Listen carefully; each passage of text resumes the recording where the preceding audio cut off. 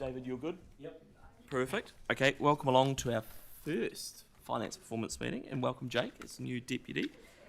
Apologies, I've got an apology from Tyrone, apology from lateness for Vic, and I realise I'm on microphone Mel, so I won't say anything. And the mayor's not far away either. I think that's everyone. Are we missing anyone? No. Happy to move those. Jake's happy to second. All in favour? Against? That's carried. Declarations of interest.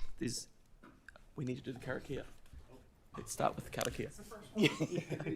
Mel got me all flustered. Whakataka taho ki te uru. Whakataka taho ki te tona. Kia mā kina kina ki uta. Kia mā tā tara ki tā. Ehi ake ana te akuru. I te uoko. Te he Māori ora. Great. Declarations of interest, just note them if you have any that you need to today. That's fine. Public forum, David, we don't have any.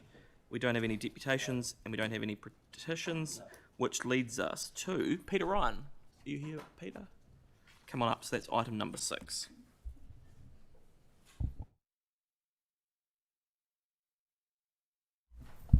Right, good morning everyone. This is the first performance report of the new triennium for you as a governance group. ELT has been providing oversight during the election period. I'm going to focus on the table, the summary table, and just step you through that. There hasn't been a dramatic change, but just give an overview. Levels of service are still high, above target, and continue to be supported by the team. We think we might even squeeze a little bit more this year. That's working well. Watchlist and non-watchlist delivery, now I stress delivery, not spend, below target. A lot of that's driven out of Three Waters, but Paul's report will have the detail on that. It's better for him to speak to it. The 2 planning goals, planning capital, of course you need to plan if you want to make it happen. They're both very close to target, and I believe they'll get there. That's been the pattern in previous years, so I think they'll be fine. Value for money, look, overall the organisation's on track financially. This is about the pieces of budgets that are not. What we're doing is learning from those about whether it's a real world issue, like we've struck difficulties and headwinds, or a budgeting issue that the budget wasn't planned well. And so that differs from activity to activity, but the finance guys are working on that. Okay, the objective is that they are all on track every year. It isn't always feasible for that to happen. I stress that overall we're fine. And capital delivery within approved budget, we're at the -10, but I should give a shout out to Paul and the PMO team for the work they've been doing on deliverability. At your workshop last week, you'll have noticed that the proposal there, the rephasing, is extensive to bring us down towards the deliverable goal. That's of course yet to be approved in the draft annual plan. We're still on track, we think we're on track with you to have a draft annual plan signed off in the middle of February, and then based on conversations with Mary and Bede, launch straight into the draft LTP development right through 26, starting as soon as the annual plan is out the door. So we're prepping for that actively now. There won't be a big break, we'll be kicking straight into it. Hey, thank you very much for that, Peter. We take that on board. Before I go to questions, I just have one, and it's literally on that last point, just around the LTP. So, letter of expectation from council, is that where is that at in terms of? I know we issue it to you, but you usually do a bit of the grunt work and then we refine it. Well, F&P before the election and Audit and Risk have both done quite a bit of work around how the process should go. But there's 2 parts. There's your political priorities, which is always done by the councillors, and then there's process, which has largely been already addressed by F&P and ARMC. Yep. So obviously the letter comes from council, but staff tend to develop a starting strawman starter for 10. Yep. We can't really launch into the LTP without that letter because we need to understand what you want and also how you want the process to run. So yep. a draft needs to happen. So what do we do?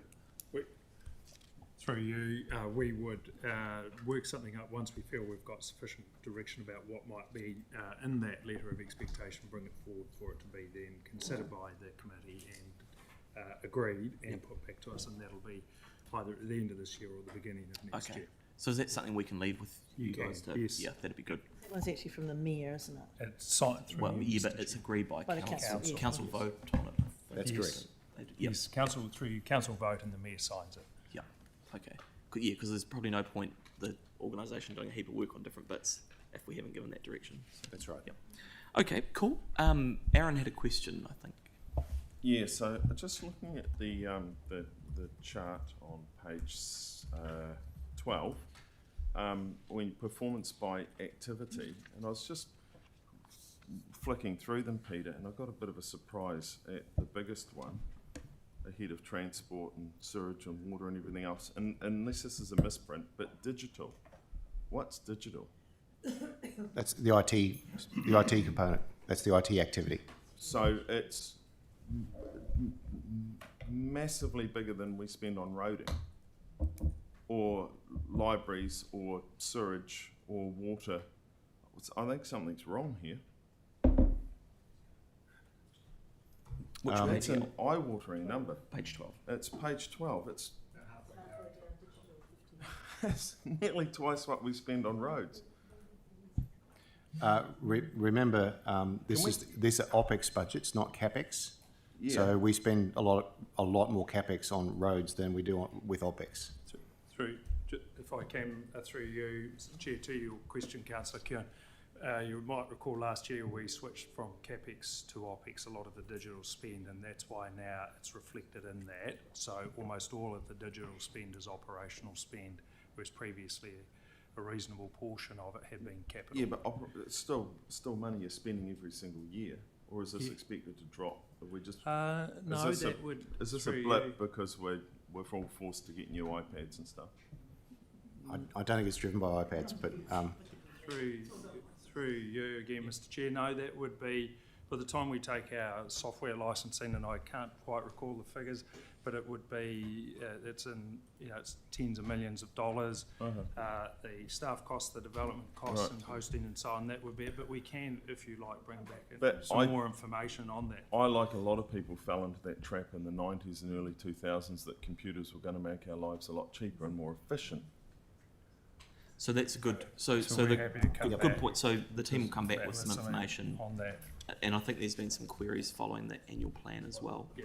Yeah, So, it'll or be during the annual good plan. to know why that number is so much bigger than all the others. Yep.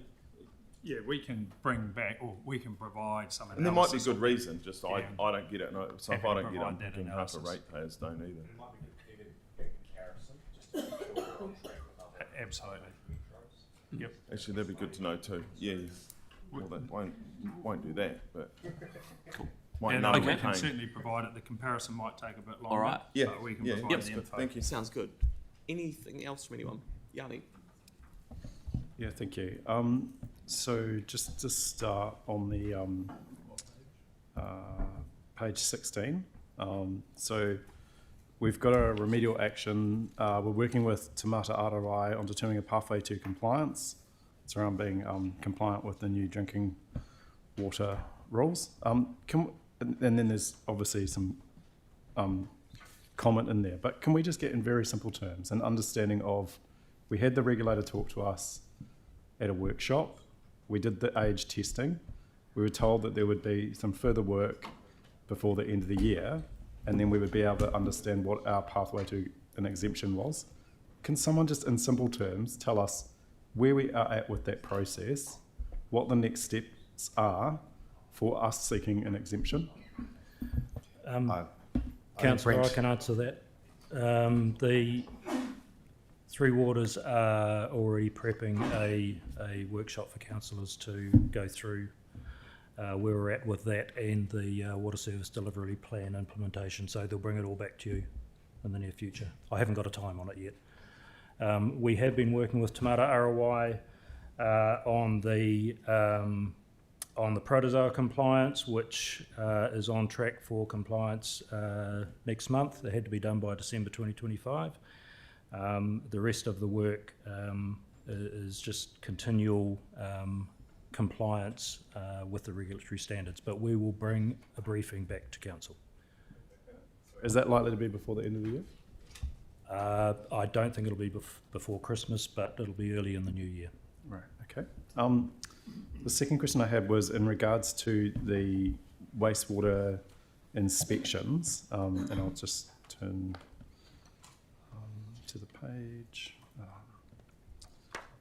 So if you look at page 19, where we've got, we're at 68% of a greater than 80% target, and it talks about an existing multi-year CCTV contract in place, but then it also talks about investigating provision of additional funding for increasing the amount to be carried out within the existing contract.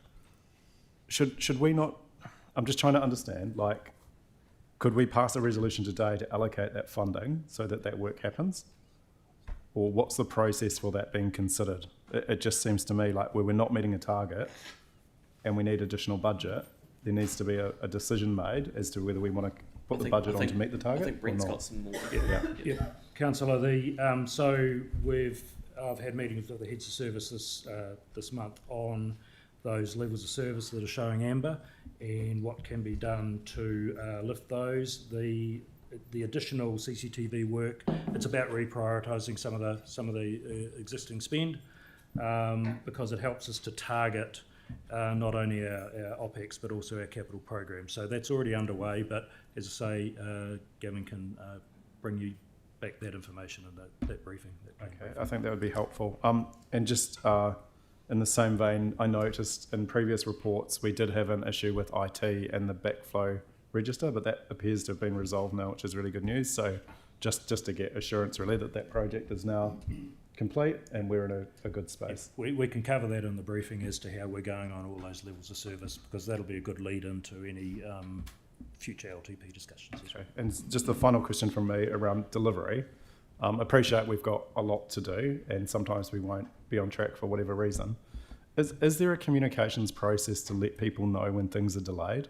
I'm just interested in what the thought process is where things are falling behind, how we communicate that to communities or to residents or businesses that are impacted by the delays.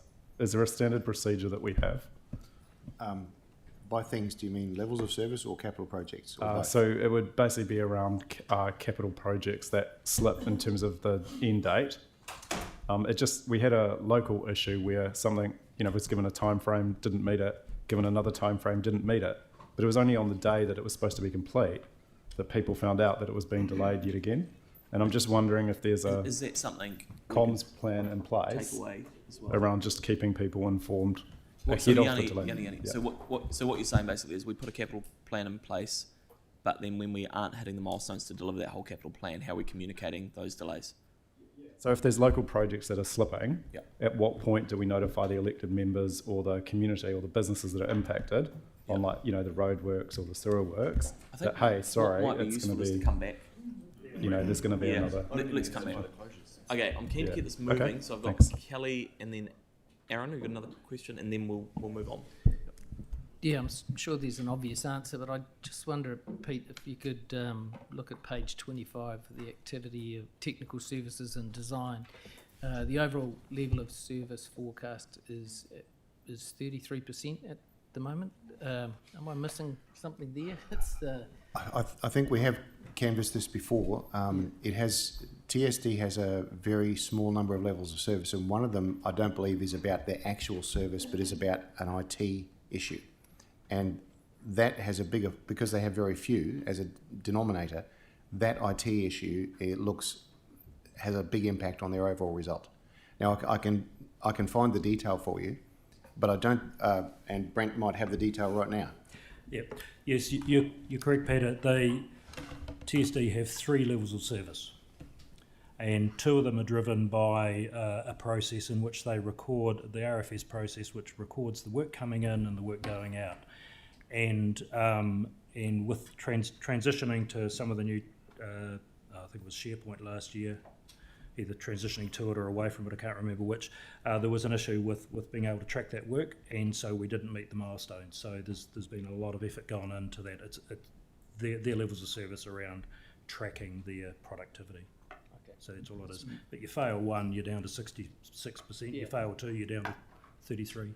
So it's, when you're looking at percentages, you've got to look at it in the context of the overall. Yeah, great, thanks.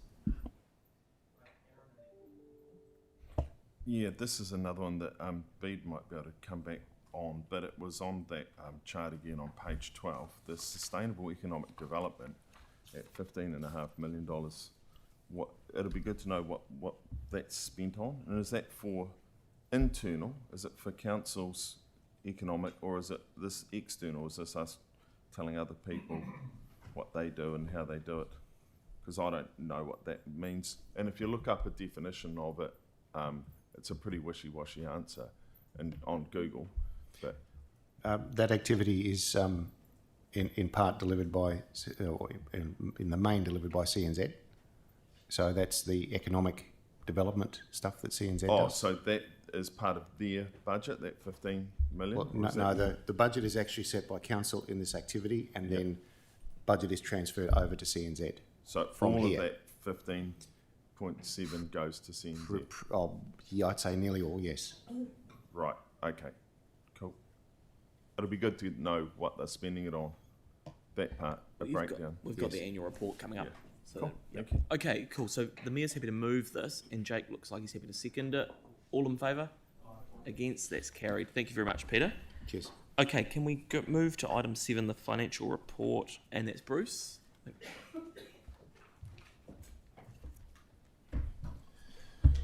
Good morning, councillors. This is the first financial report you've received for this current financial year. Of course, we've been reporting monthly to ELT since August. It's a wee bit of deja vu. The results are, year to date, are very similar to what they were last year, and that includes the capital program being forecast to be underspent. Currently, we're projecting a operating surplus of 14.3 million. Again, very similar to last year at this time of the year. $1 million of that relates to housing.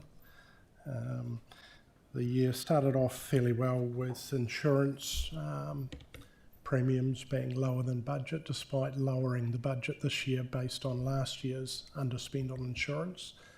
We've achieved an underspend on insurance again this year in the order of 7.2 million. That assumes the insurance for One New Zealand Stadium is as per we've planned. So that's again a significant underspend this year. Section 3.3 identifies the other forecast underspends at this point. Again, some staffing savings due to vacancies, landfill and resource recovery, which featured last year, insurance and additional revenue in terms of rates over strike and LIMS property revenue. Where are we going to? In terms of the only, I guess, slightly negative thing at this point is table 4.7 expenditure. We've had an unbudgeted call from Risk Pool, 400,000, which has been paid. There may be further risk around further calls there, which may be in this year or it may fall into next year.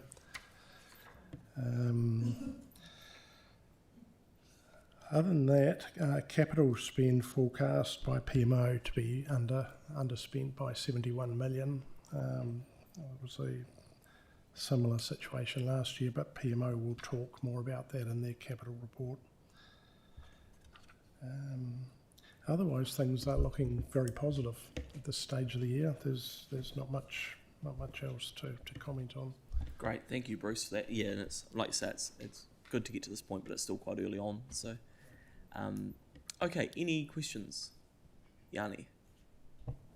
Yeah, thank you, and welcome. Obviously, welcome the good news. Just page 63. There's some discussion about term rental revenues exceeding budget, driven by lease renewals. I was just interested to understand what the process is for leases that are being renewed being reported to us. Is there a schedule that we can see, or I'm just mindful of some of the conversations that have been had around some of the Litchfield Street car park, for example, but there'll be others as well. The Epic, for example. So I was just kind of trying to understand as a council at a governance level, how we can see the pattern of what's happening in that space. Other Bruce is here. We don't have any formal reporting on leases, and if you wish that, suggest we have a separate offline discussion and we can see and explore what's needed in that space. We have something like 1,500 leases and around, I think it's around 300 to 600 lease actions per annum. So it would be quite a significant amount of reporting we'd need to do on that. Most of it is fairly low key, dealt with directly with the community groups who make up the majority of our leases. But if you want to take it offline and discuss exactly what you're after, we can see what we can do to assist and give you some visibility on that. I mean, it won't be a Yanni decision. It'll be a council decision, but you can definitely take it offline and have a chat about it. Yeah. Okay, Tyler. Kia ora. Would you be able to talk a little bit on the community and sports and recreation part? Is there anyone here that can address that? What's the question? I missed it last night when I was reading the agenda, but I'm just referring to page 62. Just referring to page 62 in regards to the variances, the positive variances that we've got here. Referring to 2A and 2B, I just wanted to know what the underspend is on the Strengthening Communities projects. That's 280 grand. Sorry, I don't have an answer right now. I'll have to talk to the team and come back to you. Okay. And I just wanted to potentially get an update on how we're going with the changeover of software, the booking software, and seeing how that's going. I was trying to read through it and it looks like it's doing really well. Yeah. Yeah, Cool that is going well. Yeah. Great, awesome. Okay, so we'll just take them away as actions. Yep. Great. So I'm happy to move this. Jake looks like he's happy to second it. All in favour? Against? That's carried. Thank you, Bruce. That's great. Okay, Paul, do you want to come up and do item 8, capital program, please? Yeah, good morning. So from a capital program point of view, we've overall had a reasonably strong start to the year, where actual spend is currently tracking pretty well with the current forecast. Current year budget we've got is 561 million, and we're forecasting somewhere around about that $500 million mark, which is sitting at about 89%. Across the activities, there's quite a range between the forecast range is 78 to 107%. We still have some forecast risk where the spend is significantly at the back end of the year or the last quarter, and that's evident in 3 major areas: 3 waters, citizens, community, and other activities. Report also highlights some of the changes from last year. So we've got a reasonably, significantly bigger, larger program in 3 waters, particularly in the wastewater area. And just a reminder, and we've talked earlier about the digital moving out, so it's been a reduction in the overall program. Also highlighting some of the key projects in each of the activity areas. You'll note that the program this year is strongly dependent on the 2 infrastructure areas of 3 waters and transport. So 71% of the budget sits with those 2 areas alone. We've also made a few changes to the watch list. So there's 3 projects dropped off there because they're now complete. So Court Theatre, Horsell Junction Road, and the MCR Northern Line Section 1 railway crossing. And just highlight that there are 3 projects on the watch list that have moved from amber to red, 2 of them for time and 1 on budget. Further details are in the report. And also paper there on proposed new watch list. So we're currently operating on the watch list that we had from last year. So we've proposed some changes to it based on the current year program. So 14 projects would stay the same, looking to remove 9 that have largely finished or all but complete, and add 8 more, but happy to discuss those. Also included in the report this time is the quarterly CRAF program report. Okay, hey, thank you, Paul. That's a really good report. I've got a question from Celeste. just looking at the items that are looking at falling off the watch list, one of them, if I have it correct, would be page 83. Is that the 66000 Waitaki Stop Bank? Is that one of the ones that it's proposed to drop off? So price removes, so what was the number again? Yes? Yes. Yes. Yeah, it is. And what's the reason for that? Because it talks about a substitution with another project, but It was just more activity in that other Yeah. project than the Waitaki one that was on there, so there would be more to report. It was just, there's more going to happen in that substitute project this financial year than the Waitaki one, and that was the rationale. okay. And is there any downside to keeping both on, given they're quite critical projects for? Technically, no, there's Okay. not. We just want to make sure that overall we don't get too Yeah. many more than we've got we're recommending as an overall number. But potentially it's your decision. Yeah, and then the other one that would be interested to get some advice on, it might be something that needs to happen separately, would be the MCR. I know stage one, we have to go through a business case, so that is a way off, but there was a resolution put through last year in bringing forward funding, so I think it's about 700,000 to bring a report to council on 3 cycleways to see if we can do those as part of this annual plan. So I just want to make sure that we're not dropping off projects that we've previously asked for advice on, and that may be something we can discuss. Yep. Because it would be good to have visibility of what the planning work is as part of that, not as part of the permanent solution, but potentially as more of a rapid rollout, which is what the advice was kind of looking at as well. And certainly that advice would come back as part of the normal course of business. It's just really what we're trying to highlight on watch list projects are projects that will actually move and have reasonable amount of updates each month, so that there's actually something to report. So they need to be reasonably well advanced. Often projects in that very early planning phase, there's nothing to report month on month until we get across that initial line. That. And the only, one final one around the watch list was the Pages Road. I understand that's been separated out, the ancillary parts of that project, so that's the bit that falls out of the current NZTA funding. Correct. It would be, from my perspective, it would actually be quite helpful to have them in the capital watch list, because we need to be able to track where that project is at as part of this wider delivery program. So maybe we could have a discussion after this and just talk about which of those things would be useful to have in here before we come back at the next finance. I mean, it would be nice to be able to confirm the watch list today if we could, so that we can actually report on it from next month. Otherwise, we'll be still on the old one for the first 6 months. Really good points, and if you take them away and have a think about, and then if we need to, let's just add it next month. You know? And certainly you can add or remove projects on a monthly basis if you so choose. Cool. Okay. Thanks, Celeste. I've got Yanni, and then Can you turn your mic on? Sorry, just on the page 86, the activated sludge treatment plant at the wastewater treatment plant. So, I mean, we've got some reporting that says the change has delayed the start of construction and increased related costs. And then we talk about the project completion date unlikely to be significantly impacted given the time frame. But my understanding was the original time frame was 28, not 29. So I'm just concerned that through the reporting that we have had on the watch list, things haven't been met, but we've been told everything's on track.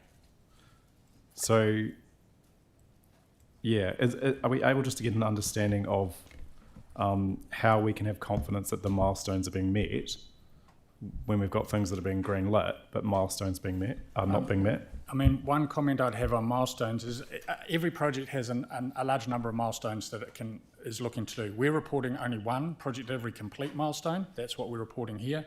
You can have a number of milestones throughout the project where you don't meet them, but you can still deliver on time. And so that is the trade-off. And this is a professional assessment of the project manager to say, yes, I have missed or some of the interim milestones, but it's not affecting the critical path and the overall delivery is still on track. And that's when we're... Sorry, I think just to be clear, the concern at a governance level is this is one of the top priorities for us as a city, and it's definitely in my community, the top priority. In the previous reporting, we have not been told that milestones have been missed. We've been told that the design has been on track. Yanni. So I'm just trying to... Yanni, stop. So the answer that Paul gave makes a lot of sense, which is we're the governing body of the organisation. we have myriad of people that manage this. They will flag to us at a high level if they think the project is off track. Yeah, That's what you said, Paul. isn't it? Yeah, and I don't know, Brent, have you got any other comment? Only that, in terms of the delivery complete milestone, you're right, Paul, that there's a number of things may get, there's pluses and minuses along the way, but with the contract being signed, I think it had a very positive timeline on it, which brings the whole thing back on track. So, if you're happy for, I can raise this with Gavin if you'd like a direct conversation about him, Council. I think I was more just interested in understanding, in terms of the reporting framework at a governance level, how we can be aware of things that are not meeting milestones before they, if they're not on track, rather than after the fact. The issue is, though, Yanni, and I mean, we're going to move on, but is, does on track mean that you've missed something by 2 days and therefore that's flagged to council, or do you leave it to the professionals that are managing it and they will flag to us whether they think the project is off track? Yeah, we also have public-facing communications on our website as well. Correct. So, Can I just check, then the final question on this one is, has the public community meeting been set yet or confirmed? It's not a capital question for Paul. So you can, we have the ability to email OC at any stage. Okay. Anyone got any other questions? Kelly? Yeah, just had a question around One New Zealand Stadium at Te Kaha. Am I right in reading that 81? Yeah. Am I right in reading that it's still on time, on budget, and that there will be a surplus left over at the end? For the sake of being accused of being positive. Kelly, I'll give you another 3 questions. There's a report to follow this on Te Kaha that they can cover where that project's at. But yes, as I'm aware, it's on time and on track for delivery. Yeah. Okay, so on that positive note, it's been moved by Victoria and seconded by Celeste's got a question. I just wanted to keep that one on page 83 on the watch list. So what would be the... Which one's that? That's the 66000. That's the Waitaki Storm Basin. Oh, yeah. It's actually set for delivery next year, so feels like it should be in line. In this financial year? FY26, yep, that's it. So I feel like that should be in there alongside those other... So is it possible that can we take that with the other ones that you've raised and just bring it back to the December one? Because are you saying it's being worked on at the moment? It is, yep. Okay. Paul, are you comfortable with that being on the list? That's... Okay, cool. Can we just note to add that in if everyone's generally comfortable with that? Cool. Yep. It's 666.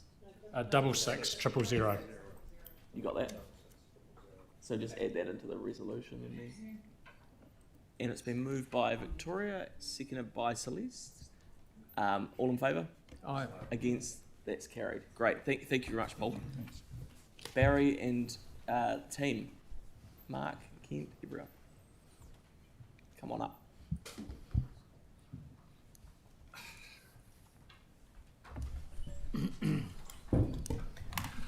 Morena tātou. I should talk about health and safety since Kent is, that didn't happen on site, by the way. Is it all the he was playing cricket on the weekend. Look, I will talk about health and safety. As you drive past the site, you might have this impression there's not a lot of workers there. There are still over 200 workers on site, so there's a lot of fit-out work going on, a lot of commissioning, a lot of testing, and this is the time in the project where there's a heavy emphasis on health and safety. And a lot of the contractors that are coming to the site, some of them, this is their first time working on the site, so those induction processes, those toolbox talks, those wellness conversations are really important to keep everyone's job, mind on the job. And I would like to acknowledge the Council Health and Safety team. We still do fortnightly audits on the site. Even though, as you can see from the picture there, we're largely working at height has largely finished, and that was our major critical risk. But there are a number of other risks on the site, in particular with the amount of staff that are working there. I'll hand over to Kent to talk about this drone footage and Mark. I'll do it. So we're starting here in the north of the site, so the Hereford Street end. You can see there the roof is pretty much finished. They've got to do a few flashings and seals. You can see the clear ETFE roofing there and the solid roofing at the south end of the site. Also you can see the facade is complete as well, and the painting to the steel framework. Just in the foreground you can see the site works is well advanced, so the grass, the planting of trees and the shrubs. Coming there now you can see that's the Madras Street frontage. Moving around now to the south, Chewham Street. Once again everything's on track there with the facade. You can get a good view of the facade there. In the foreground you'll see there's two of the exit stairs that are coming out of level 1, so that's for access or exit to level 1. The south of the site you'll see the planting and the grass is a lot more established than in the north. They're moving northwards with that work. Now moving on to the east side, so the east stand. This is the Barbados Street stand. You can see that work is also on that with the frontage. The facade, sorry, is also complete on that. There's another 2 exit stairs there, the concrete stairs there from level 1. Once again, the planting in that is well established in that southeast corner, sorry. Moving now towards the north of the site, and we're going to just change shortly and actually go inside the stadium. So we're now inside the bowl. This is coming across the field of play, moving towards the north. You'll see the northern slab that's been poured. That's where the temporary stand will go, and they'll also use that for dining options where you can actually have dinners and that on that slab. Moving around now, looking at the western stand, at the bottom sort of black area there is the lounge, moving up to corporate boxes, and up the top is the coaches and media up the top. The first glimpse there of the seating, you can see the kawhawhai patterns coming out there, looks really spectacular. Moving around now towards the east stand, so the Barbados Street side. At that stage, when the drone flew last Monday, they had about half the seats in. They now pretty much finished that top level there on the east stand. Coming around back to the northern end of the site, to the north slab, and then they're just going to go and do a full 360 so you can sort of see things. You can see the field of play taking shape. Looking at relocating the turf that's been growing off site, that's going to happen before Christmas.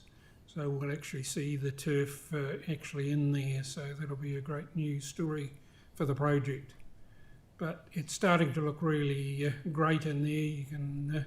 You can imagine what it's going to be like with the sporting events and the concerts. It's going to be a great multi-use venue for Christchurch. I'll just make 2 other comments. It's really warm in there. So the last week with this warm weather, on average it'll be 3 to 4 degrees warmer in the stadium. But last week, I think it was 10 degrees warmer. So those louvers on the sides, on each of the sides, and those fans at the top, those systems will be really important for guest comfort. But if you're going to be watching a game over summer, you will be wearing shorts and t-shirts. We will, over the next 6 months, be working really closely with FIO, handing over the systems, the training processes for the opening on the 20th of April. So happy to take questions. Thank you for that. That's really good, team.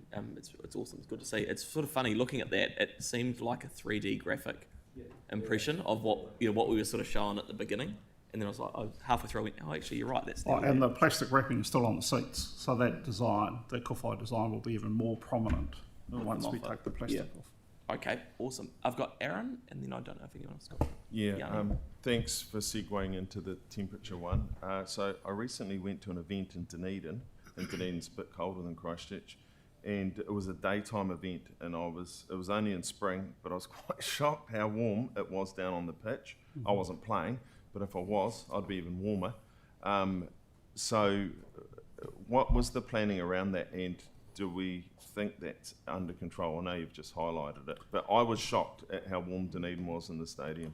Well, I think the first thing to highlight is the turf management system needs to take into consideration it's completely sealed the stadium, right? So we had a presentation recently from Andrew and Richard and the team, and so the ventilation systems, the watering systems, the grow lights, given the temperature with a completely sealed, notwithstanding the louvers. So all the modelling around that is really important. The other thing to take into consideration is acoustics. This venue is also going to be judged by sound quality, and also we've got noise contours for consent conditions that we have to meet. So all those items are taken into consideration. And as we hand over to VO the systems, they will have to work out how they run those systems to ensure guest comfort. So there are a number of things that they can manage and modify to ensure, particularly depending on the event, how they will achieve that. Obviously, a concert with people on the turf and in the stands, they'll work out how they manage things a bit differently than how they might manage things for a rugby game. So sorry, Aaron. Yeah. So that's all part of the handover and training systems, training processes that go through from basics across the VO, and then they are probably best to come back and talk about the detail of how they'll manage climate and comfort, depending on the event. Okay, yeah, because a 30-degree day like we had the other day, not unusual. Should get half a dozen a year. If you get a mosh pit on a 30-degree day, will be warm. The other one is that I noticed driving past a lot of the plantings in, but I haven't seen anyone watering. And you've put pungas in, and they're big ones, so they're very expensive, but no one's watering them. They literally have to be watered every single day. You're going to have to answer that one. So the irrigation system is in, and Right. they are watering now. Okay, because your water pungas top down is the only thing. So I'm not sure who's in charge, if there's a gardener in charge at this point, if they're looking at them, because most of them have died. No, they Okay, died so too. we might move no, on. most So- of the pungas have, but Yep. it just looks bad. Yeah. All right, cool. Not wet, they will. Yanni? Okay, we'll see. Thank you. And thanks obviously for the work. It's looking really good. This won't be a new question to you. It's something I've raised probably for about 6 to 7 months. Okay, so ask it. So the balance of precinct. So I drove past it the other day. There's a building covered in graffiti on one of the most prominent corners going into the site, Barbados Hereford Street. What work is being done? Because you're getting all the paths looking really good, getting all the landscaping looking really good, and then you've got this corner that's just sitting there derelict. Yeah. What work is being done around that and ahead of the opening? I think I've got to give you the same answer we gave you every other time. That is a question for venues Otatahi. Right. So And Yanni, They are activating the site. and Probably Rutledge, Andrew. Andrew Rutledge Yeah. can potentially answer that as well. Same answer. That building's actually under a lease, so we can talk to the tenants about the graffiti. the one that's just sitting there not being used. Can we just take it away and... So are we going to get a report as elected members around what we're doing with the balance of precinct at some point ahead of the opening? The balance of precinct, yeah. Do you want to take I it? presume you're talking about those The land that we bought, that's... the buildings on the corner. Yeah. Yep. We'll come back.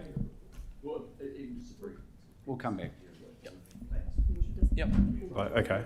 And in terms of, so the bars are being fitted out, and again, this is a question I've asked, and you'll probably tell me the same thing, but we were told that there was going to be some consideration to having some ability for hospitality when there was non-event days, being able to be used, looking external to,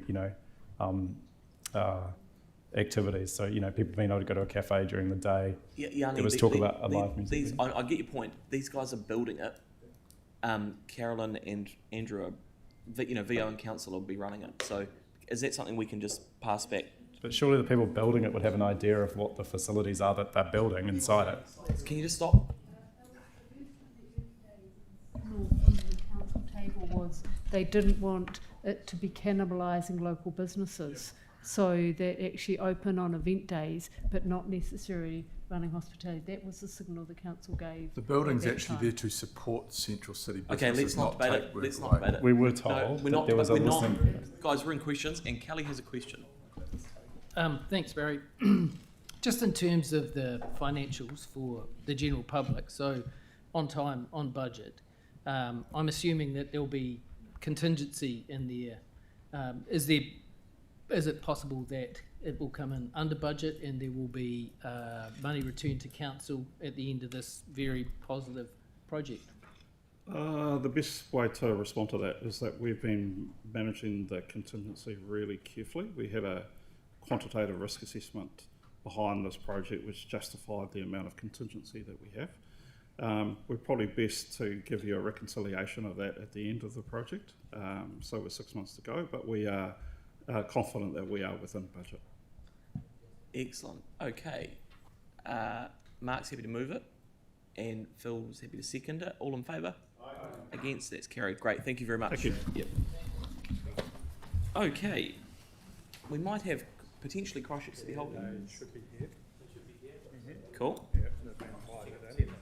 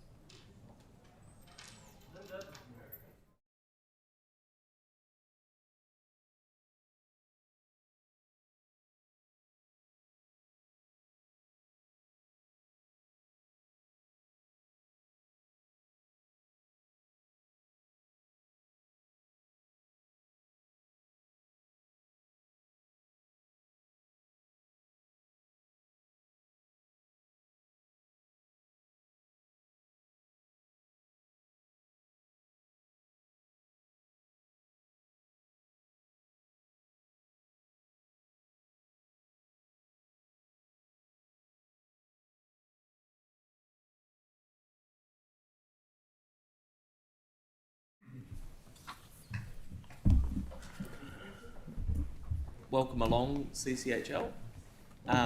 Thanks very much for accommodating. I know you had to change some stuff, Brian, to be here, so appreciate you doing that. So really do. We'll hand over to you, and then we can take some questions at the end. Okay, thank you. I wouldn't have missed it. We are here to report our annual report, and I'd just like to say that CCHL has had a good and stable year, and we're pleased to have delivered the increased dividend commitment to council of 55 million. The results do reflect the contributions of every company within the CCHL group, and each business has met or exceeded its targets. It was a notable year of reset for CCHL, a number of new board and management appointments. The independent directors, Gil Cox and Bridget Geeson, they provided much needed stability, as you're aware, when we started out the financial year. And then we were able to bring on Andrew Baskand and Sina Cotter-Tate with your support, and they've added valuable skill sets to the board.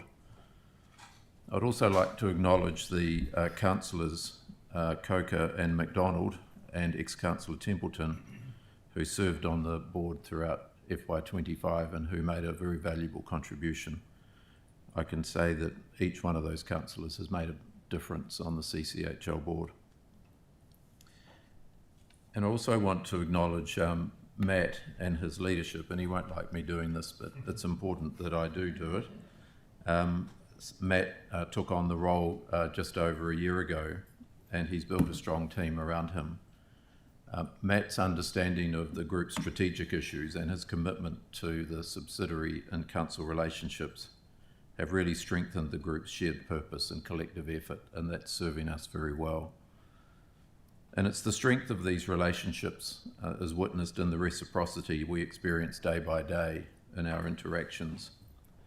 And it's important to note that I believe that that reflects on the council CEO and the CFO, It reflects on you all, the Mayor and councillors, and the subsidiary chairs and directors and CEOs and management. And it does illustrate to me the value of effective, genuine relationships with a collective commitment to the city and to the region. Before I hand over to Paula, I would like to just reflect on what is becoming a real strength of the group, and that is the common purpose and alignment across the portfolio governance and management teams. And this is going to serve us very well as we consider some opportunities to deploy further capital, such as the potential step change investment in expanding Littleton Port. The common understanding around potential investment needs positions CCHL to take advantage of these opportunities for the betterment of the group. I'll hand over to Paula. Thank you. Thanks, Brian.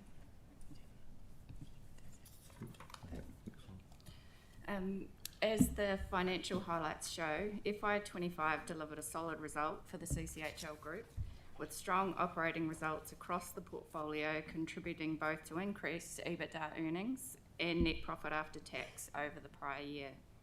Of note, EBITDA earnings up 12% over FY24 at $506 million. Across FY25, CCHL paid $55 million in cash dividends to council, in line with the FY25 SOI target, which was an increase on the $50.7 million paid during FY24.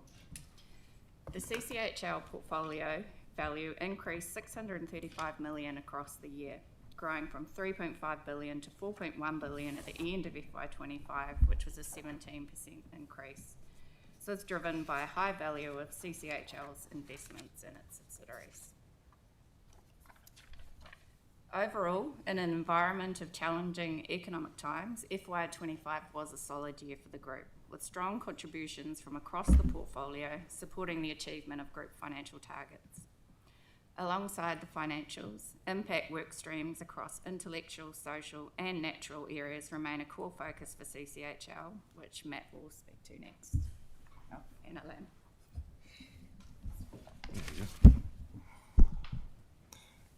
Thanks, Paula. With respect to our intellectual capital, it's worth calling out the positive work that has been done with respect to board diversity, where we've seen continued year-on-year improvements.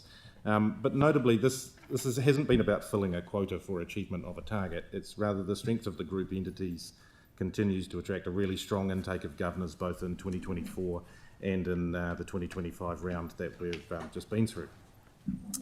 In terms of group gender diversity, it remains a work in progress, and the pay gap is something where we still see clear room for improvement. Te Puna Manawa is the flagship group Women in Leadership program, which has recently launched with its largest cohort yet. But there are various subsidiary-specific initiatives that are going on within the group, whether it's consciously introducing an element of flexibility within roles, rescoping job descriptions to exclude a small component that might be particularly unattractive, sponsorship of trade-related roles, enhancing parental leave policies, and we're seeing some of the fruits of this with one of our largest employers out there at Littleton Port Company, seeing a significant reduction in female turnover in the recent year. Looking forward, we do note the Associate Director program is just weeks away from its relaunch, and we are proud and slightly overwhelmed that we were faced with approximately 200 CVs as part of that process. We'll be excited to share the 9 successful applicants in due course. Thanks to Alana for joining us, and I'll pass over to her for our social and natural.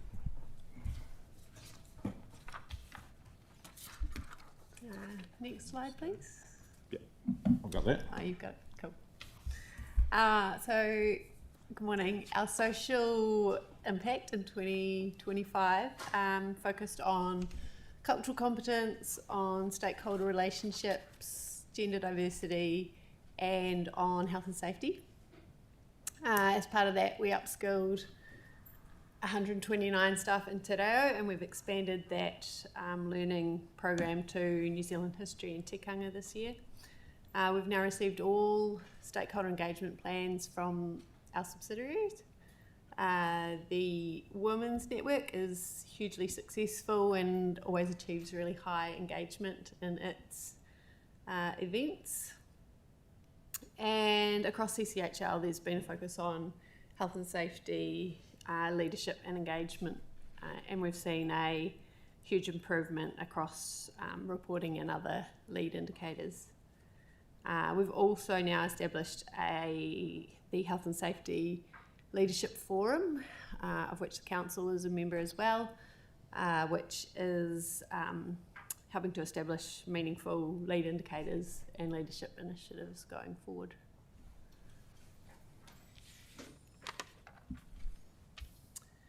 Our environmental performance centred in 25 around climate change mitigation primarily, and I'd encourage you, if you want more information on this, to have a look at the CCHL climate statement, which we published at the end of October.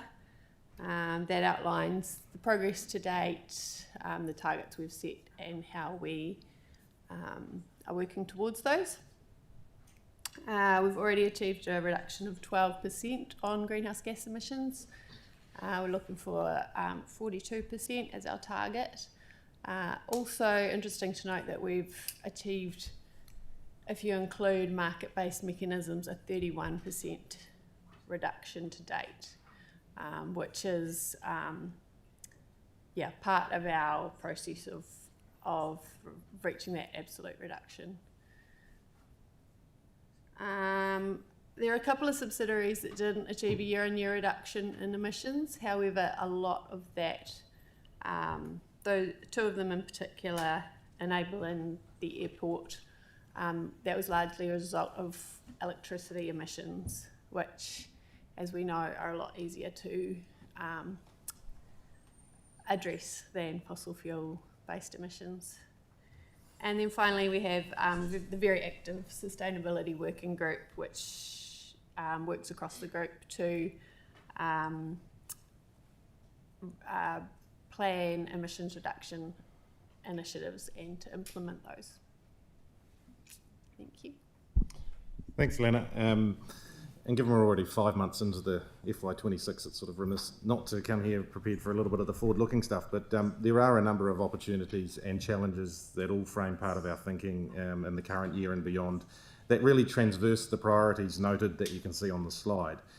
So to touch on a few, in respect of the biggest subsidiaries, the establishment of an approved customised price path at Orion is absolutely important to maintain that resilience to the electricity network while achieving a commercial return and supporting Christchurch's ongoing decarbonisation needs.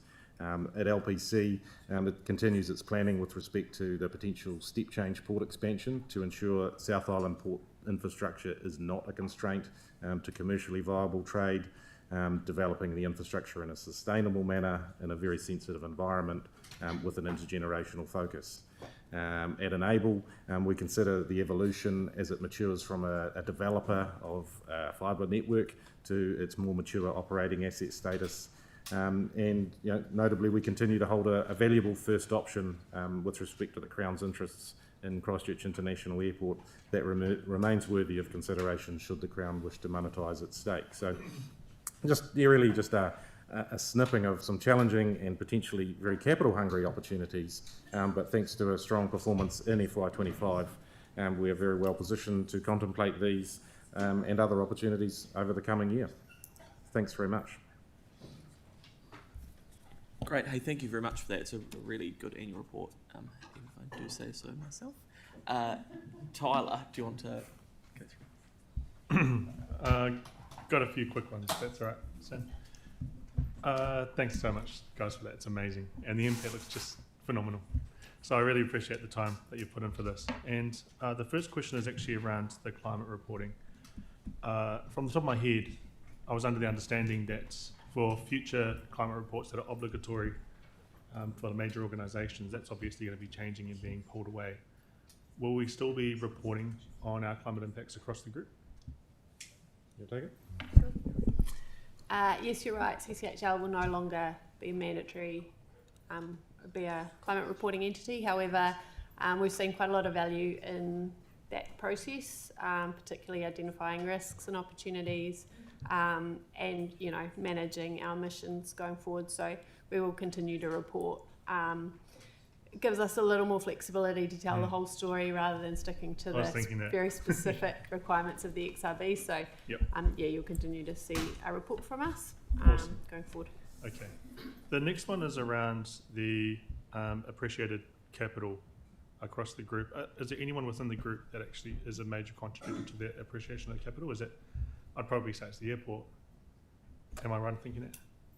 Yeah, absolutely. The airport was a major contributor in the last financial year. There was some market activity which gave rise to some valuation uplift with respect to airport assets generally, but we've certainly seen an uplift in Orion in the value of the network there with respect to the investment that's gone into it, and a solid result over at the port from its improved operational performance in the last year. So there's some assets there that contributed strongly to that uplift in this year, but over a number of years it's been everybody's sort of had their contribution at various times.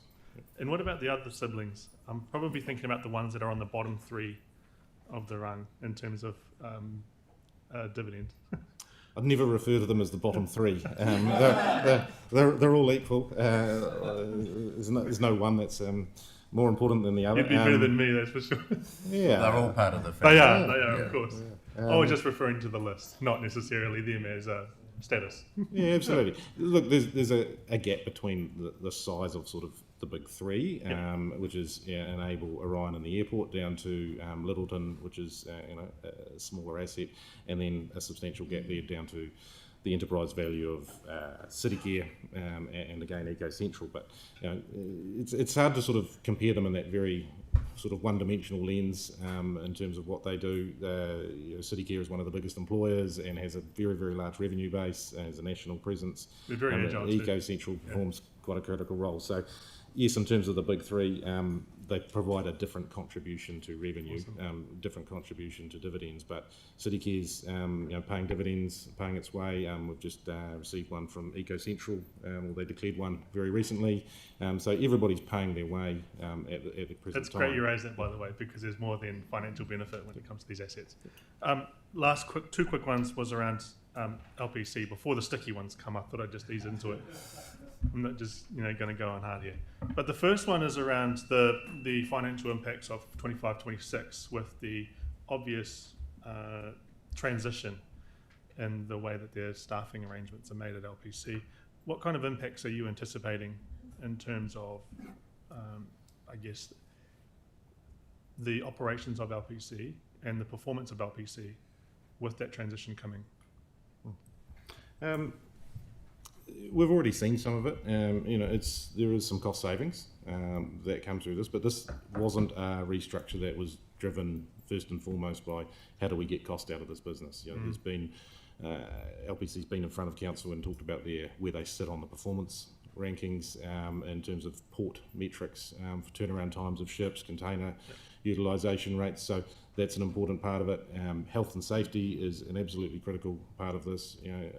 No one here is comfortable with the performance of the port over the last 2 decades in terms of its health and safety performance, and so I think change is trying to address that. And so yes, there is a financial component, but it really is. It's not just about that. It's about operational performance and about people. Thanks, Matt. And lastly, is about the port expansion. Would you be able to talk in public about what the potential options are around the port expansion? What you guys are thinking? This has been tabled for sort of the port recovery plan. This is not a new consideration at LPC.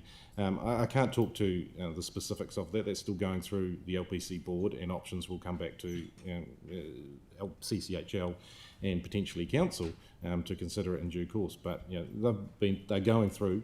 They've been thinking about this for decades, and certainly over the last year they've been had a huge focus with respect to where to from here with respect to Te Aoparaki Bay and its expansion proposal. So more to come.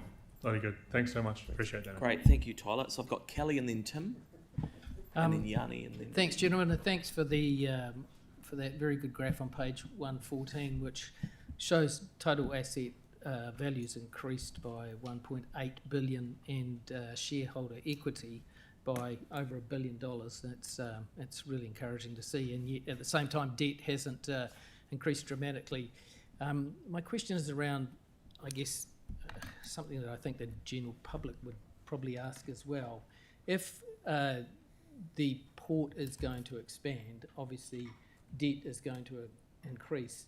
Is that CCHL debt, or is that a business case based on LPC's share of that debt? How does that work? All of the above. We are looking at this with an absolute CCHL group lens, so it even goes beyond the port and CCHL in terms of how we as CCHL group can best fund our assets. So that's something that is, we've got to see what the business case looks like ultimately. LPC will have an ability to fund an element of that. There is absolutely likely to be an equity component that has to come from a requirement of the shareholder, but we're not yet at the point. That's something we've got to work on from here. Once LPC is actually committed to a business case and actually has the numbers behind that, then we'll work through a funding structure that is viable. Just a follow-up question.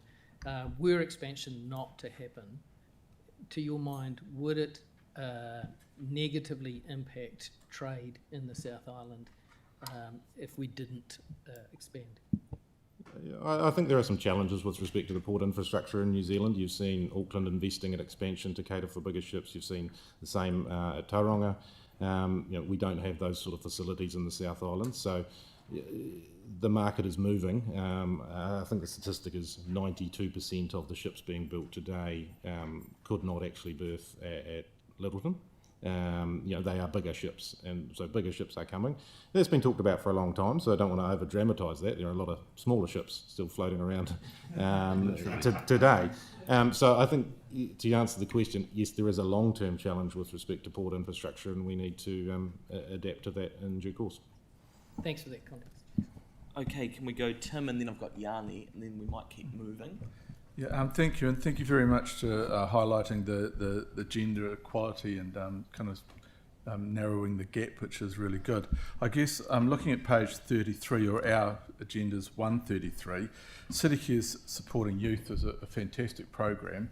I'm just wondering, with AI was kind of deemed to be the great equaliser for those with learning disabilities, but it's kind of been a bit of a con, to be quite honest. So I'm just wondering, for those youth kind of looking for jobs, etc., and opportunity, does our family kind of look at that? I know that City Care is looking at it, but I'm just wondering, is that spreading through the environment that we have? Because the fact of the matter is, it's getting harder and harder for those with learning disabilities. I mean, they're not thick. I'm testament to that, and we won't go there too far. But I'm just wondering. So you asked questions. So yeah.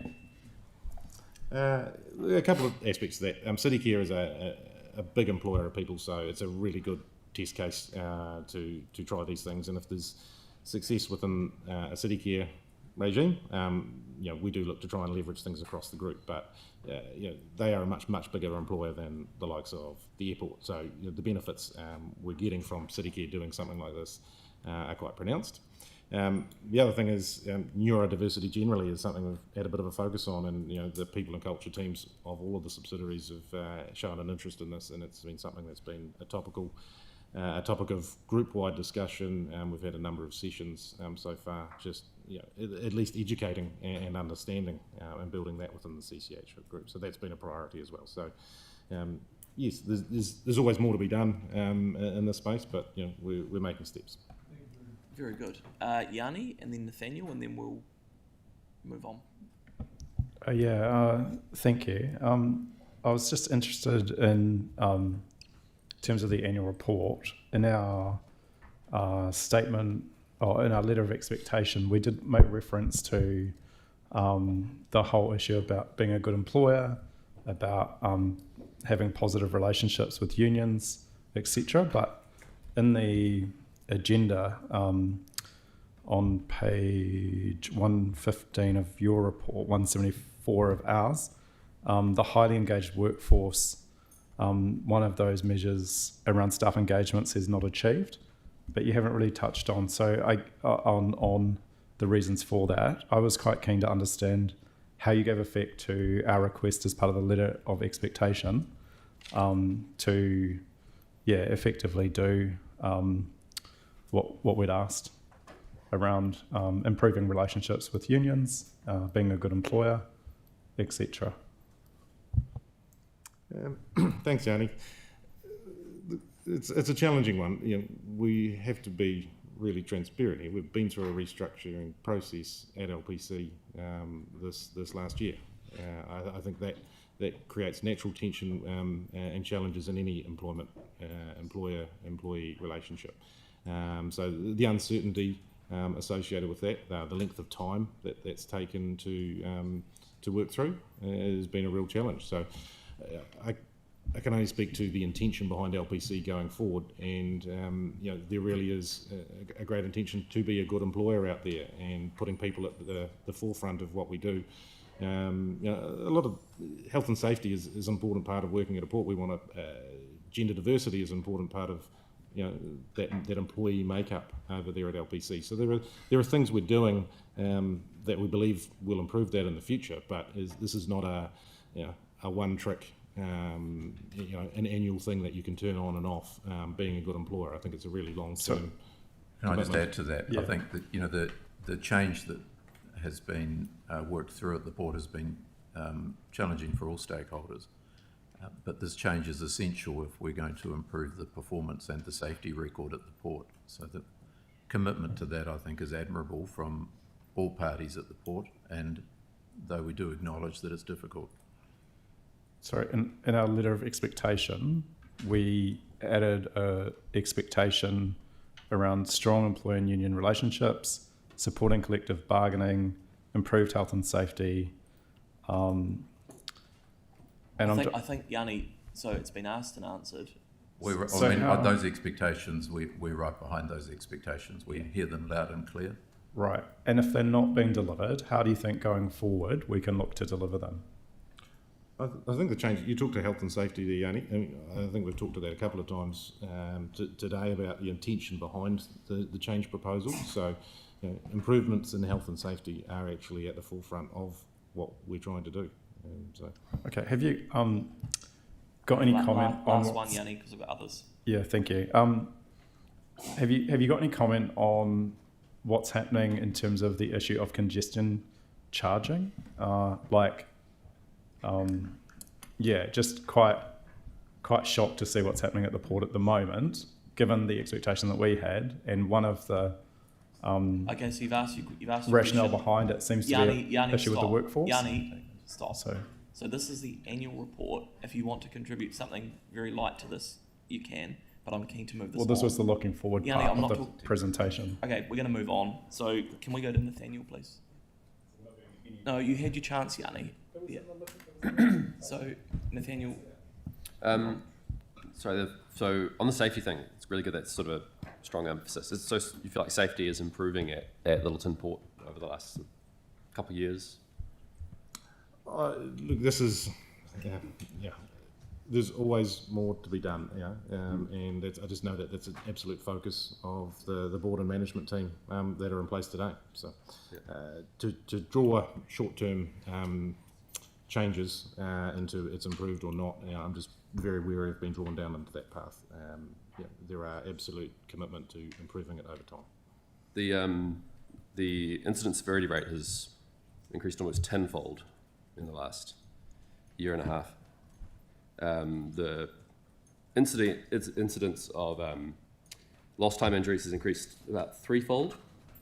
Do you have any sense of when that's going to get back down to the levels it was at just 2 years ago? Yeah, and this is exactly what we're trying to fix, and what LPC is trying to address. There's elements of this which are, I believe, could be improved reporting, slips, trips, and falls. We were focused on absolutely major events. We've had some catastrophic fatalities out there, and that's first and foremost, that's a non-negotiable, and it's part of our targets that we don't have that. So, I can't give you an absolute. I know when that number's going to improve, but it is absolutely front of mind with respect to the way forward, and we accept that where it's been is actually unacceptable. So that's why there is a change process, or part of the reason why there is a change process that was instigated by Littleton Port this year. Right. Just to clarify, I mean, where it's been was acceptable. Where it is now is unacceptable. Moving on from that though. No, you can't. So the way this works is you ask questions. So if that's a question, they can clarify that statement if you like.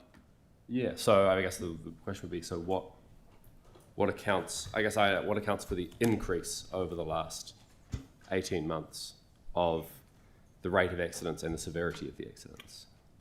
There have been severe accidents this year. I absolutely take that, but there have been severe accidents in a number of other years. There were a number of slips, trips, falls is sort of how they're classified, and they did cause lost time injuries, and we would need to introduce better processes around that. That actually accounts for a lot of the increase in the current year. But there's a level of detail there that I have to investigate. If you've got specific trend analysis that I can come back to you on at the end. Cool, thanks. And just last question related. What's the progress on that? There was some, I think in the last letter of expectation around desire to exercise restraint on executive pay. Can you speak to that? Yeah, this is something we stress every year with all of the subsidiaries, but ultimately, we do not set executive pay and do not at CCHL. That's a matter for the boards to consider in their own right with their remuneration committees. But the expectations of council, as per the restraint messages that come through in the letter of expectation, are conveyed to all the subsidiaries on an annual basis. Thanks. Yeah, just a quick one. On your sustainability measures, you said that you'd missed on electricity or something. Yeah. Why was that? Was someone turning on the diesel genny or something? No, that's to do with New Zealand had a particularly bad year in terms of renewability of the grid last year. So, right. So it's NZ or South Island? New Zealand. Yeah. So we use New Zealand factors for calculating emissions. Right. Which is a requirement under So it's nonsense. Under the scheme. Well, we prefer to. That's why we prefer to use those market-based measures, right, which give us a better idea of how much renewable energy we are using at any one time. But we have to use the accounting frameworks that are So it would be good that if you use the accounting framework in one column, but then next to it in brackets we have, but we actually used 100% renewable, because otherwise we're trying to drive you in a direction where you're already there. You've already caught the bus, got off at the other end, and yet it's saying that you haven't actually logged on the bus yet. And so I just find it very odd. And Christchurch NZ have just walked in behind you, and they sell Christchurch on people coming here for sustainable business because we have access to 100% renewable energy. And then we own companies that say, but we're not using 100% renewable because of an accounting measure. Yeah. Which makes a mockery of the whole. Okay, let the team, and then we'll move on. Yeah. Agreed. Yeah. Okay, Yeah. Thank you. Yeah. So it was 100%. Yeah, it's actually a really good question. Or just. No, it genuinely is. So if you've got anything you want to add, and then we'll wrap it up. All right. There's a formulaic calculation as applying the rules as they stand. Really, we step back from this a little bit. There are some key things we've got to undertake to reduce our carbon emissions. Using less electricity usage is not really one of them. It's really around our port development and where we go with that, and our light fleet, which is particularly a city care issue. So that's where our focus is, not on did we use the more or less electricity and what was the emissions factor associated with that electricity use. So yeah, it's not about turning on the diesel genny, as you say, Aaron. Yeah, but if you buy a fleet of electric vehicles, but then you're monitoring them at saying that they're only using 85% renewable when it's actually 100, the numbers are still going to be out. The numbers might be out, but you can see our intention here is not 100%. Driven 100% by the numbers. We're focused on where our real emissions lie. We can't control the grid. We're controlling what we can. Okay, so that's been moved by Aaron, seconded by me. All in favour? Against? That's carried. Great. Thank you very much. So can we welcome Christchurch NZ up to the table, please? Thank you.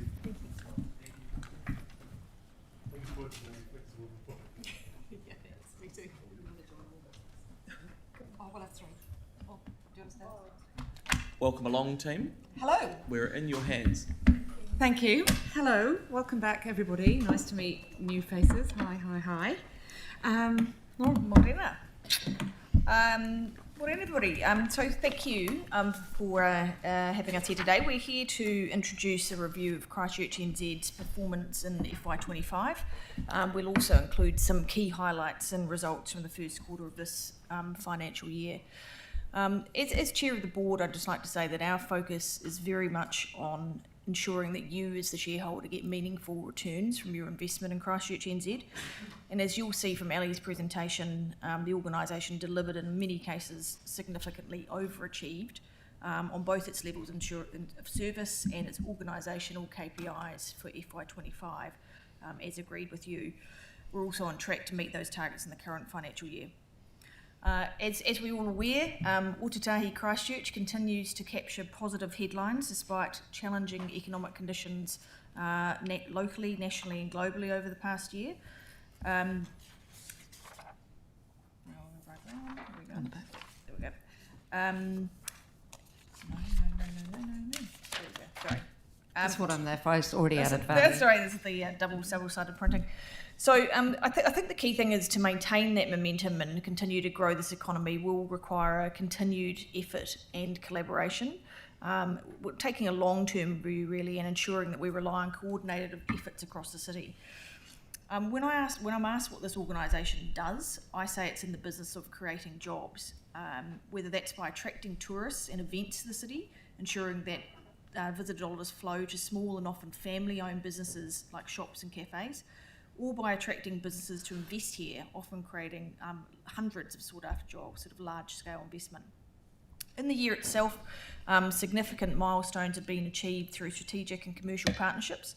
A couple of notable examples you'll be aware of include the Christchurch Engine Centre's commitment of $250 million and Biora's decision to establish a $17 million manufacturing facility in Christchurch.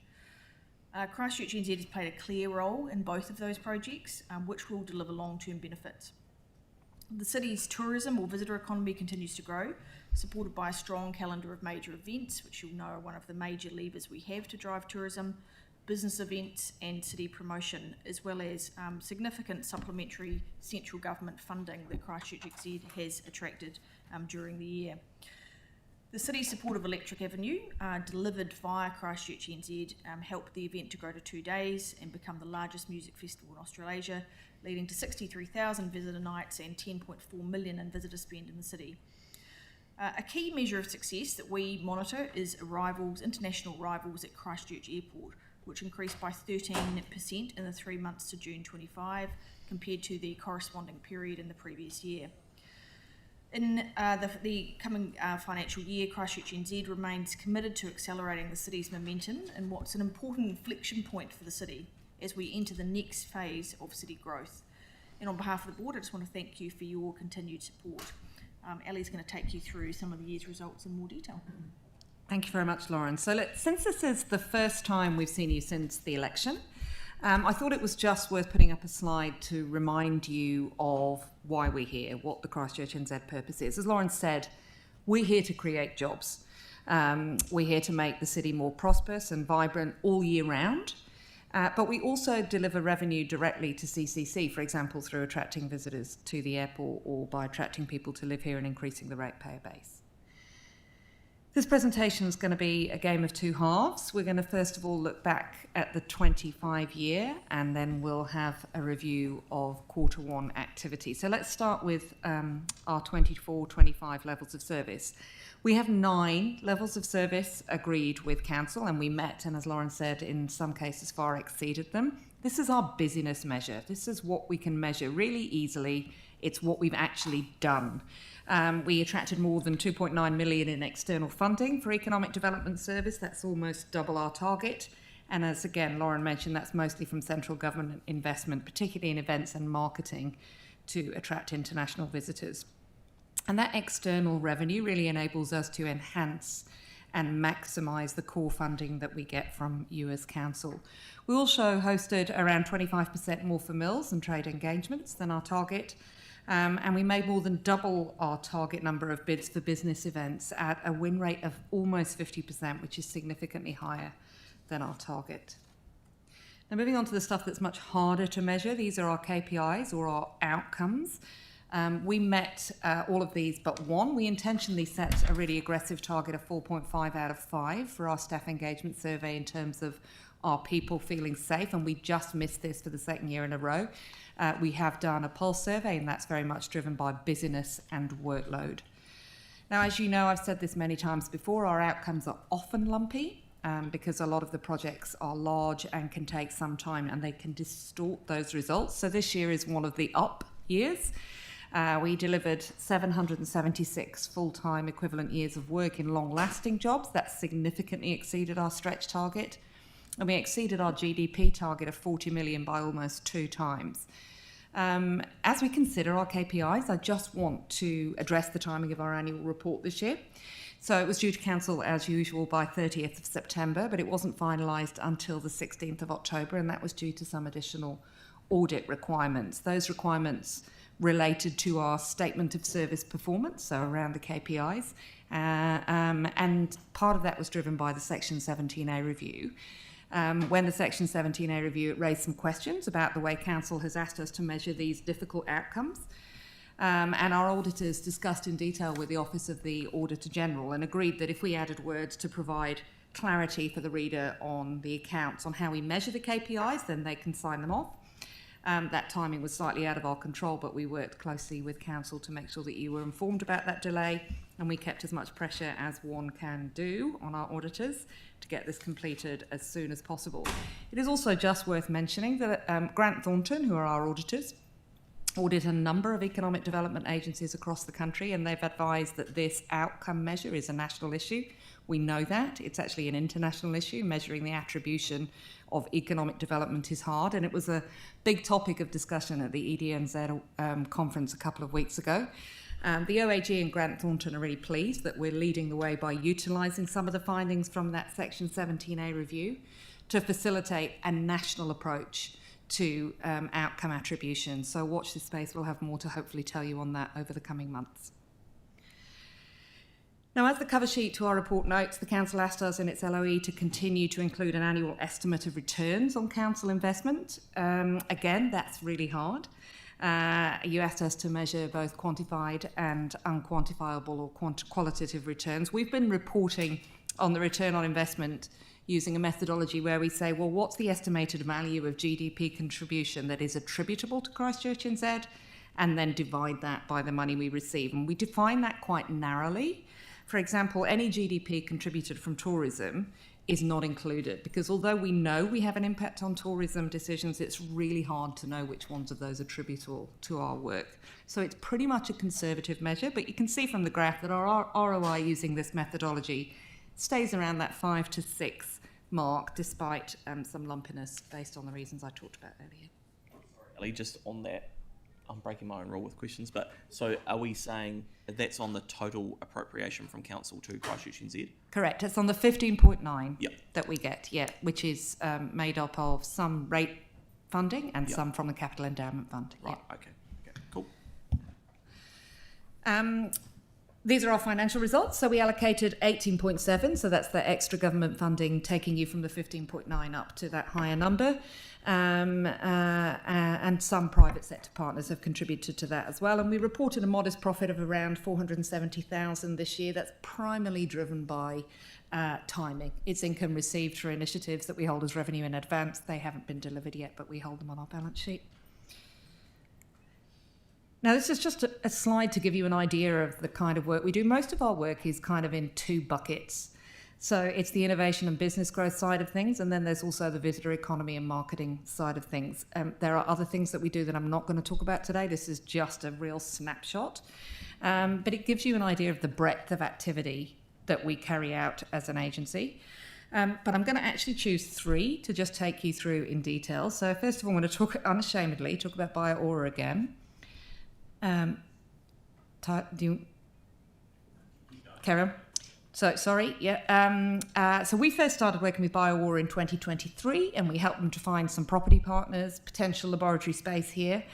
And at the time, it's just worth remembering that Christchurch hadn't even been shortlisted as a host city. All indicators suggested that they would choose Wellington as their permanent home. Over the next 2 years, we've worked really closely with them on their business model for commercialisation, which was a really key point.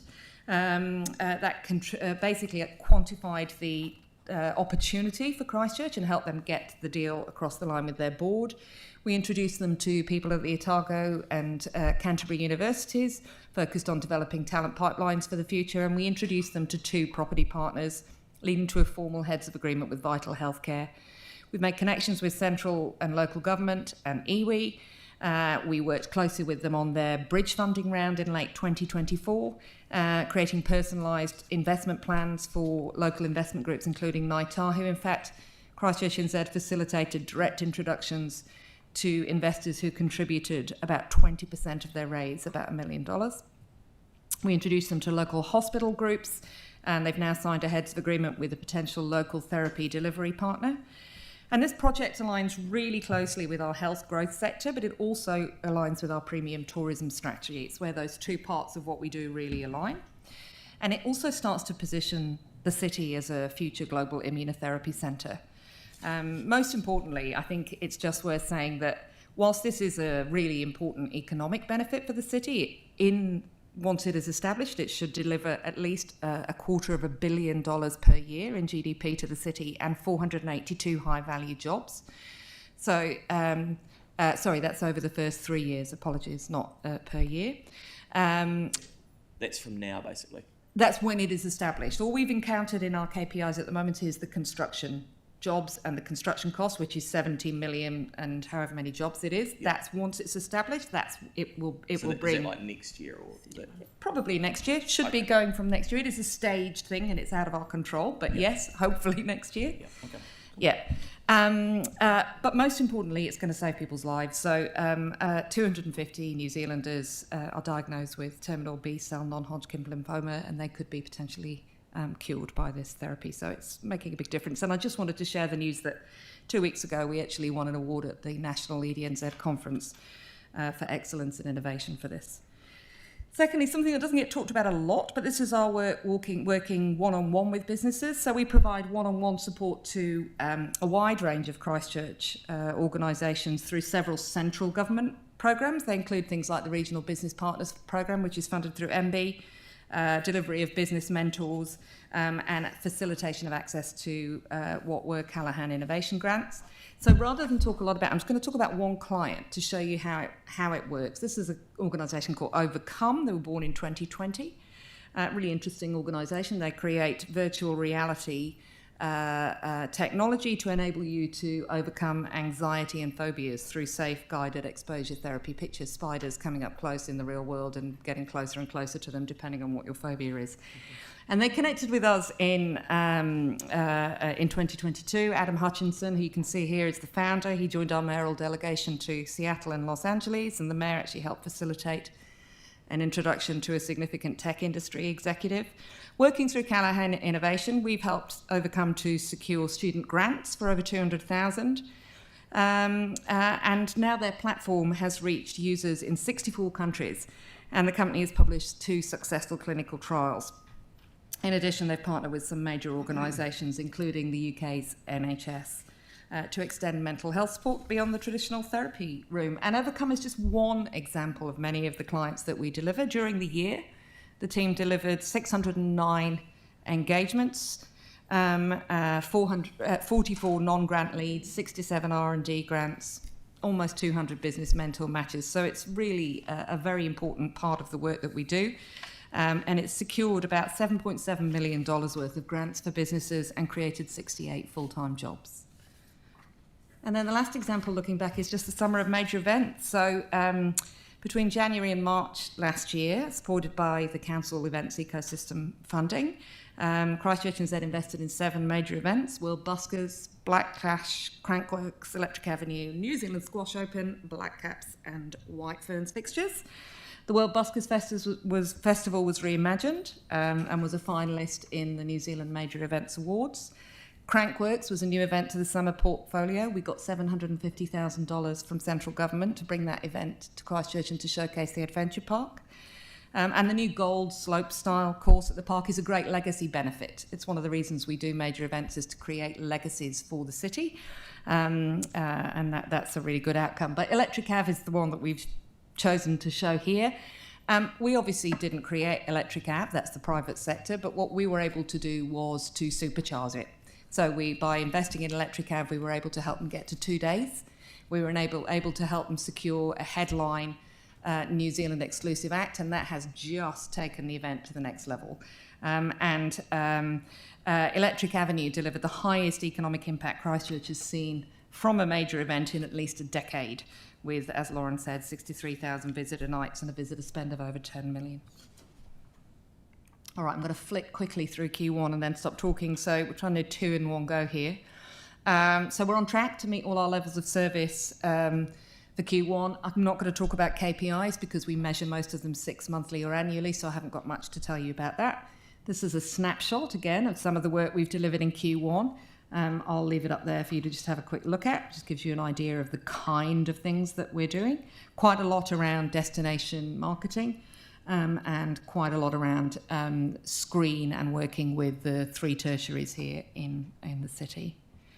But I want to talk about, again, a couple of highlights. This is a big one for us, and thank you to Kelly, who sits on our Canterbury Aerospace Leadership Group to represent Council. So we led the development of New Zealand's first regional aerospace strategy, and I would say what I've just been talking about with BioAura is where we were 6 years ago with aerospace. Aerospace has now got huge momentum, but it takes that long. I believe immunotherapy in 6 years, we'll be talking about it in the same way that we talk about aerospace now for the city. So Christchurch NZ convened the Aerospace Leadership Group. We did an 18-month collaboration process, more than 30 stakeholders, sector mapping, stakeholder engagement, benchmarking internationally. And then the strategy was launched by Minister Judith Collins, and we had a national PR campaign. We've established governance and monitoring frameworks to support the implementation. We've got cross-sector commitment, including being endorsed by the Canterbury Mayoral Forum, and it really does position Christchurch and Canterbury as New Zealand's aerospace capital and a serious global contender. This is exciting. Winter different. We successfully applied for $600,000 from Central Government's Regional Tourism Boost Fund, and we partnered with 5 other Central South Island tourism organisations to deliver a collaborative winter campaign targeting East Coast Australia. This was pretty exciting for many reasons. One was that it was actually really easy to attribute what we did because we partnered with people like Webjet, and we were able to Snap Rentals, Great Journeys, we were able to actually see directly what our work had contributed to.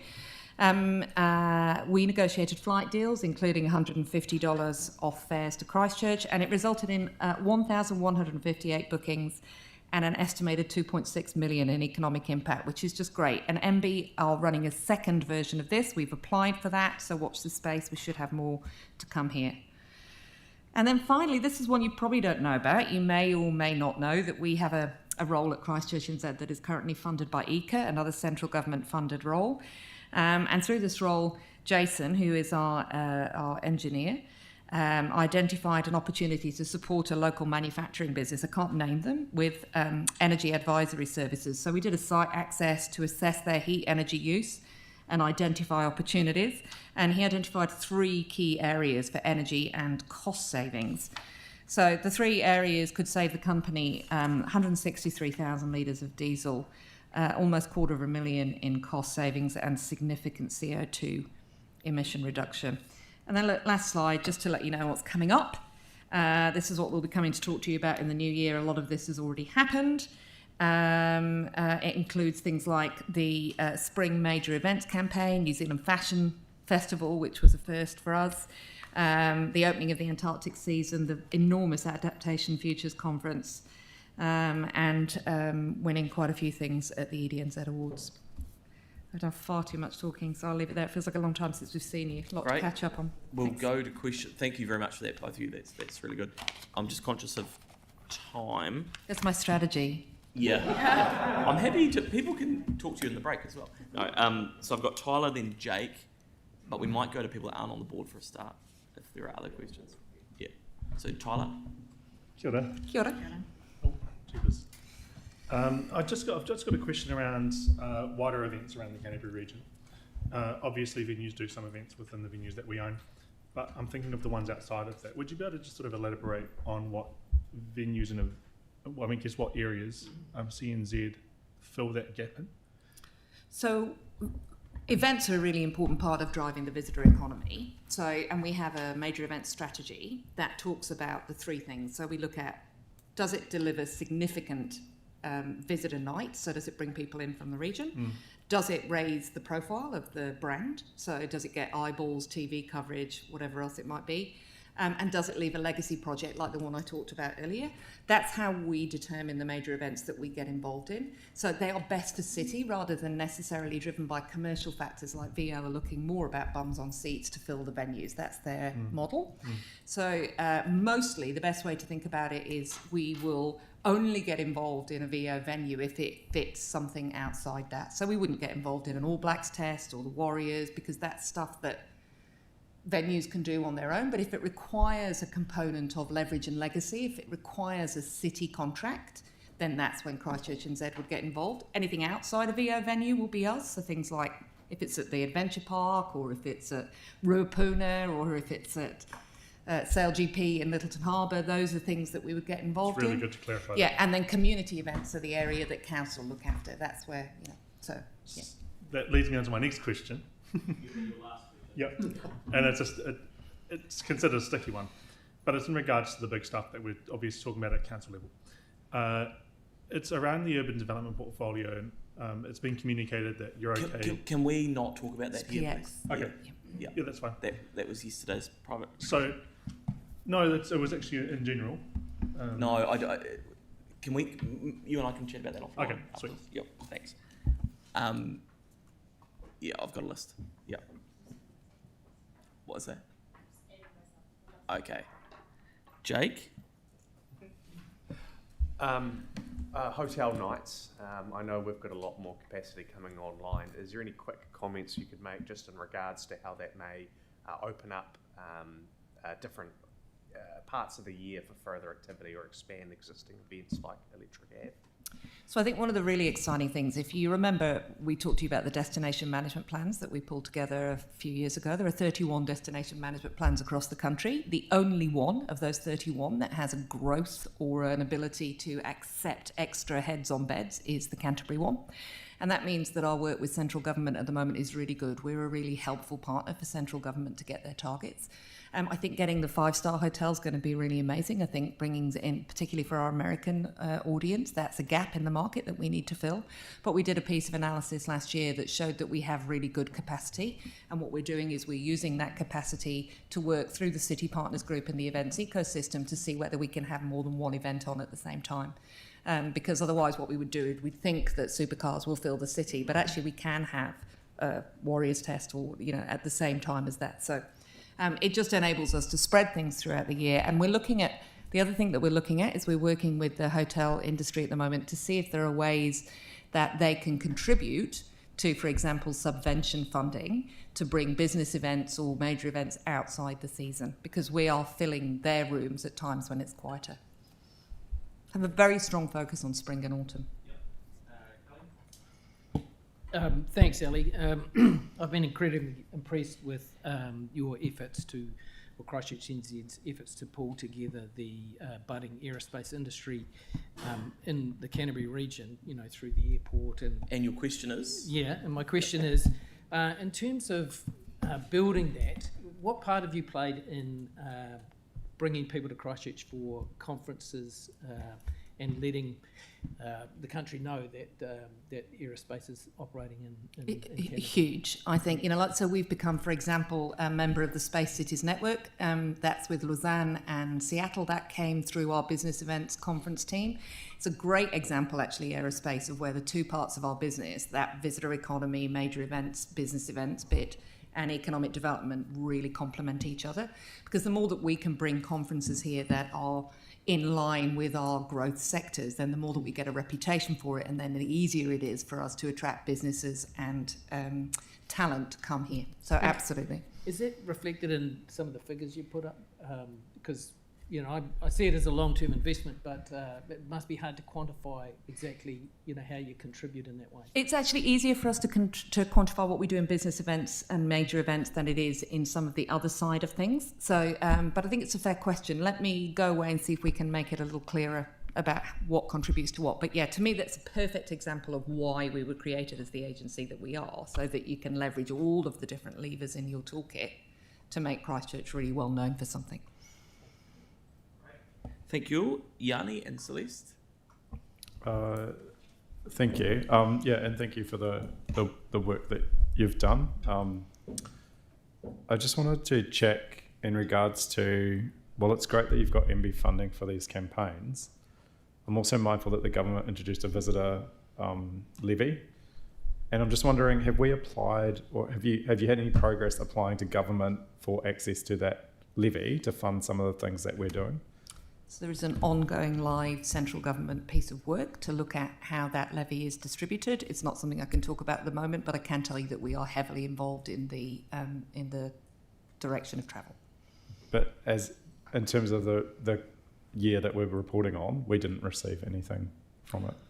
We will have received more from central government than most areas in the last year, but it's not directly linked to that levy yet, because they haven't determined exactly what they want to do with that levy moving forward. But they have some plans. I've seen early stages of it, but it's really confidential at this point. Right. And in terms of the discussion with the accommodation providers around a contribution, I know in the past, there was kind of like a third-party membership. Are they looking at sort of like an ongoing subscription type contribution, or is it more like a one-off? So what we're doing is we're waiting to find out exactly what might happen with that visitor levy, and if there is any appetite for a bed tax, because the last thing that we want to do is go to our accommodation providers and have them pay twice. So if that doesn't happen, which will start to get clearer in the new year, then that's when we'll start to say, well, is there something that we could do locally? So we also have, bear in mind, a partner program where a lot of our tourism operators are currently members of our partnership program. They get quite a lot of access to website listings, things like the Winter Different. They'll be the ones that people click through to. So there is a current methodology for us to get income through that. What we don't want to do is sting people twice, because they are our most important partners. And that article in the press was a great example yesterday of how important the private sector is in regenerating a city. Right. Okay. And then just the final question from me was just around a regional contribution. So has there been any conversations with Selwyn and MyMac around their contributions, given the benefit for the Greater Christchurch area? Yanni, it's probably not a question at the moment, given yesterday's announcements around a potential super city. So let's just hold off. Celeste. Thank you, and well done. It's really impressive stuff in there, and it's amazing the scope of the work that you've achieved. Just sort of reflected back, I know you don't have the time to capture everything in this report, and looking at that other bit of work that we haven't had time to look at today, Urban Regen. It's 10 years since DCL was set up, and that was a really specific part of its mandate, obviously. And I think we've seen a lot of success in that space, particularly at the moment around the New Brighton project.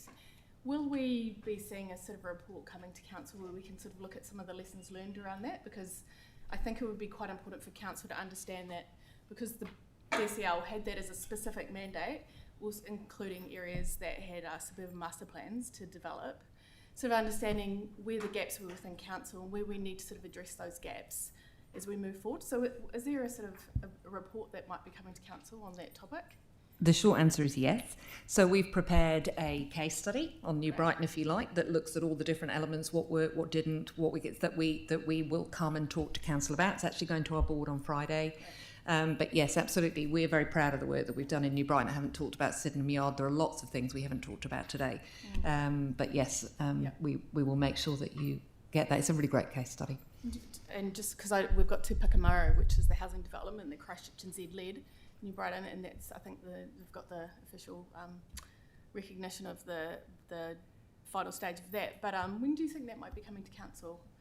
as we're looking ahead to sort of planning for the future. I think it will be before the end of this year. Okay, great. Thank you. Does it just, yeah. Okay, right. So that's good. You not like you got a question thing? No, cool. Okay, yeah. Yeah. I thought you were going to move it. So you're happy to move it? Yeah. And Tim's happy to second it. All in favour? Against? That's carried. Hey, thank you very much for coming in. Nice to see you. Thank you. Let's break for morning tea now, and then we'll come back about 25 to. So you got 15 minutes and come back. Yep.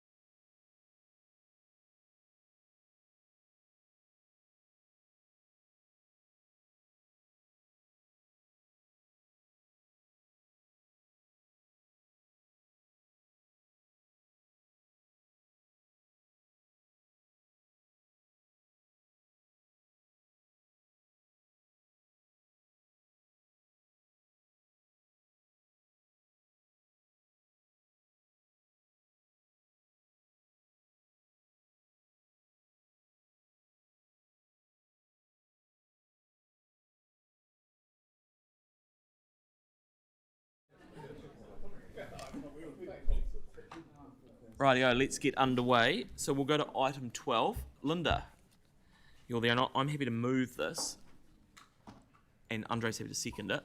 But is there anything you want to add? No? Do we have questions?